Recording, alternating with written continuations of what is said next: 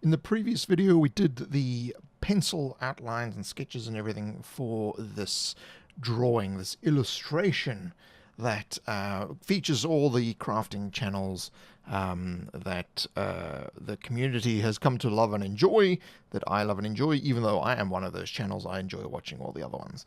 And of course, DM Insomnia, who's one of the admins over on DM Scotty's Craft and Games Facebook page, he was the first subscriber to the channel, and so I agreed to make something for him, create this illustration, and include him with his giant ban hammer because of his admin rights. So, this series is about how I put these art pieces together so you can watch the process being done, not in real time because that's going to take a while. But this is the inking stage, and it's probably one of the most important stages of the illustration because we've gone from the concept picture that you saw in the top left corner at the beginning of the video, and we've created our own interpretation of the concept photo that was built from reference images, and we've created a pencil underdrawing. So the pencil underdrawing has created the structure of the image, and now we are laying the actual brickwork. So the outlines of the various characters, the outlines of the background, etc., etc. In this stage, jokingly in Chasing Amy, they refer to people who ink as tracers. To an extent, that is what I'm doing. However, there is artistic license in this as well, not just tracing what exists, but also making sure that I've got the correct lines and not the superfluous lines of the construction image below.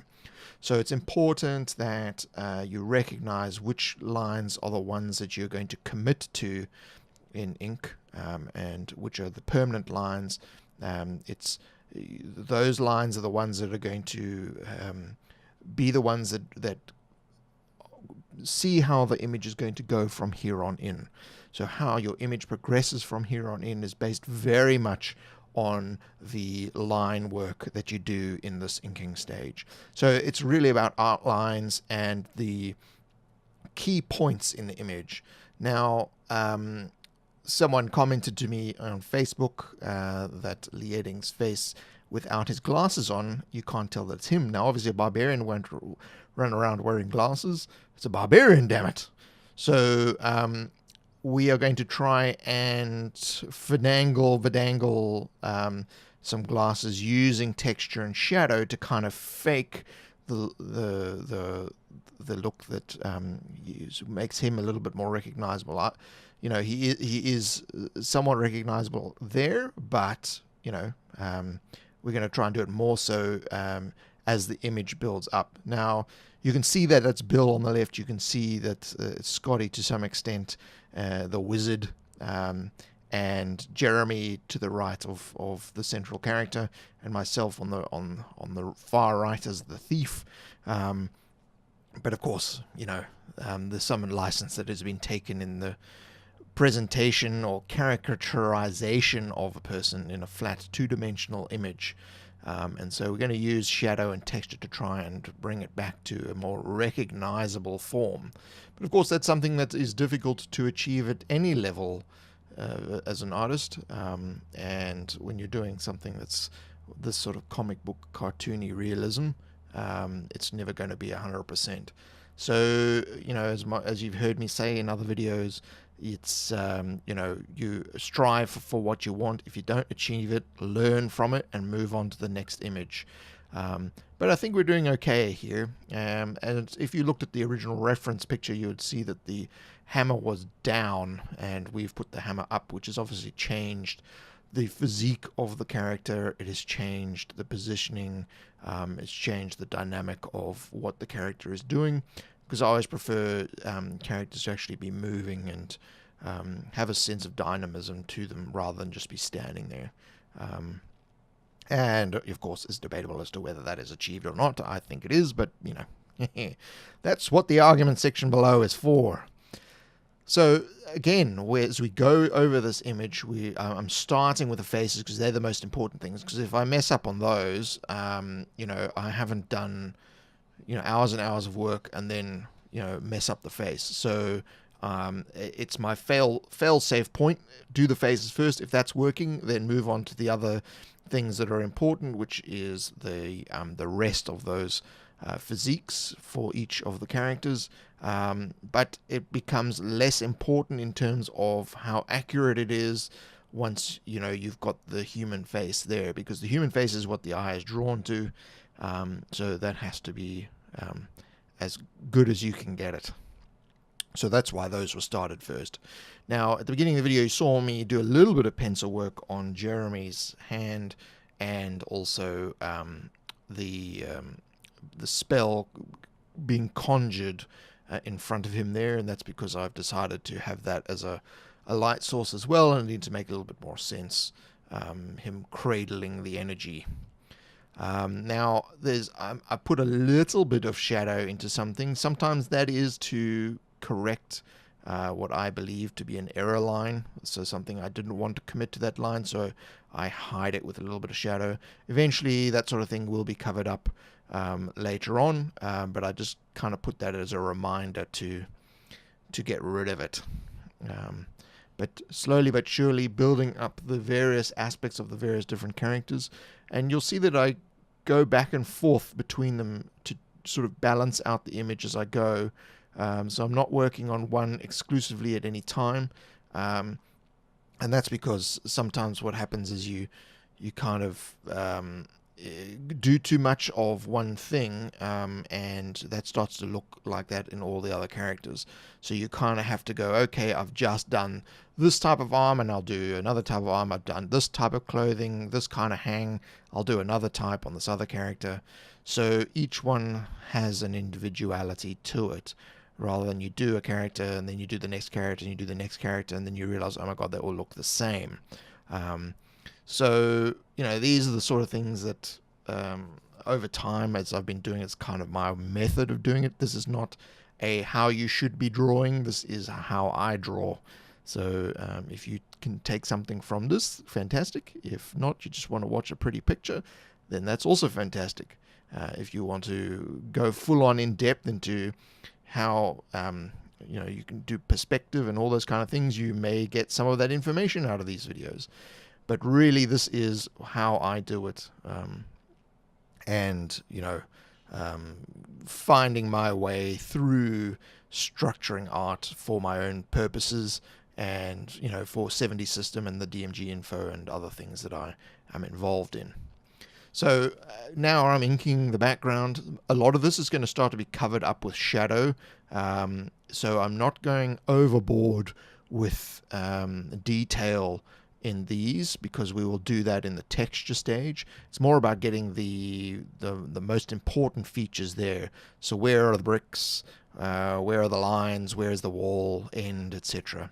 And I erase as I go, so that as I'm going, I'm not missing lines. So sometimes you may actually miss a line and you I haven't finished that. So you erase as you go, and then you'll notice straight away if there's something to fill in. You won't forget what you were trying to do in that space if you come back to it an hour later, or 4 days later, or 5 days later, as the case may be. Sometimes certain arrangements of figures and poses and things are a little bit difficult, purely because you've never drawn someone in that way before.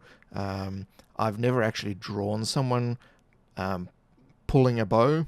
Or it's not pulling a bow. What is it called? It's knocking an arrow. So I had to study the image a little bit more carefully to sort of see exactly what elements should be in there. I've never actually fired a bow myself. I have a friend who you would have seen on 7D System if you are a fan of that channel. His name's Al. He does competition bow shooting. So he would have more of an idea of how this works than I do. But it's all about getting the something to look like it is what it's supposed to be, rather than it being exactly what it's supposed to be. Now, a little A little problem that I created for myself is the bottom of the bow. As you can see, it has gone into the sword. So I've committed to that line, so now I have to figure out a way to see if I can hide that later on in the image, and we'll see in later videos how that will actually pan out. Of course, you could use some kind of eraser, or you could digitally take it out, or you could use whiteout or white gel pen or something to erase it, but I'll leave it in there for now and see how we can work it into the image, because I committed to that line, and that line will then stay there. So now we're drawing the beast that is entering from the left here, and I've obviously added a lot of details and things to that wasn't in the pencil sketch, and I'm going to do the same thing with the hand. There's a little bit more that's being done there to flesh it out.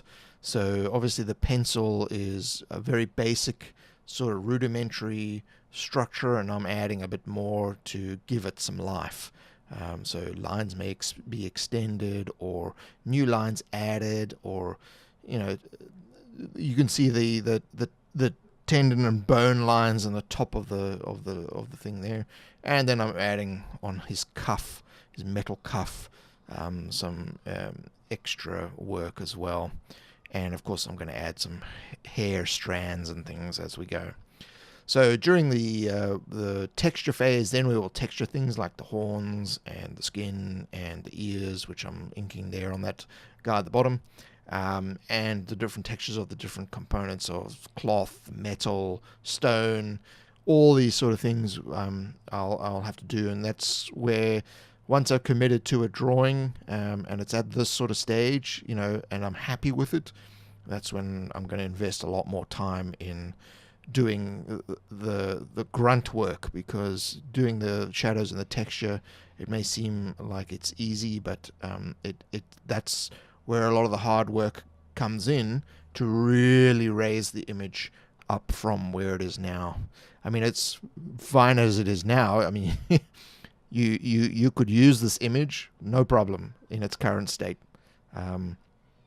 Even in the stage where I do deep shadow and it's just sort of this line work with shadow and no texture, it would still work. So it's up to you as to what stage you prefer and whether it works at that stage. Sometimes I get an illustration to this stage of completion. I think that's great. I don't really need to do any more with this, and continue on with something else.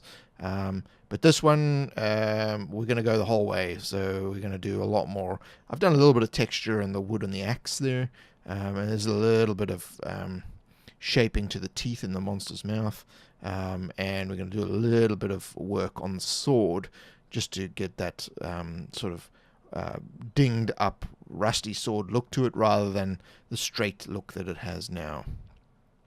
And there's going to be a lot of things that are going to be hidden in shadow. So the shadow stages of this illustration is going to be very, very interesting. There's a lot that I've thought about ahead of time in terms of placement of light, placement of shadows, and that sort of thing.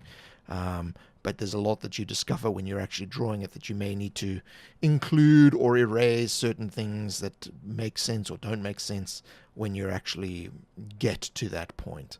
So, you're always adapting the image.